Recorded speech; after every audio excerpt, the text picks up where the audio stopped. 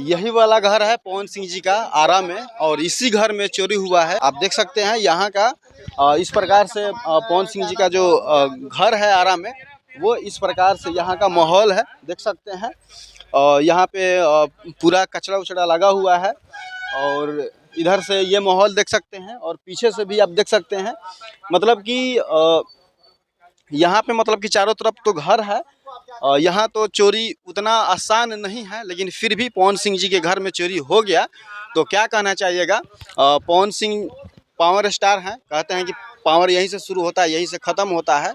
आरा जिला घर बा तो कौन बात के डर बा, तमाम तरीके के गाना उन्होंने निकाले हैं। और इस प्रकार से चोरों ने ये साबित कर दिया कि आरा जिला घर बा तो केकर डर बा, और पावर कहाँ से ख़त्म होता कहाँ से शुरू होता। बाकी आप क्या कहना चाहते हैं कमेंट बॉक्स में कमेंट करके बताइएगा। मिलते हैं आगे वीडियो में। जय हिंद, जय भारत।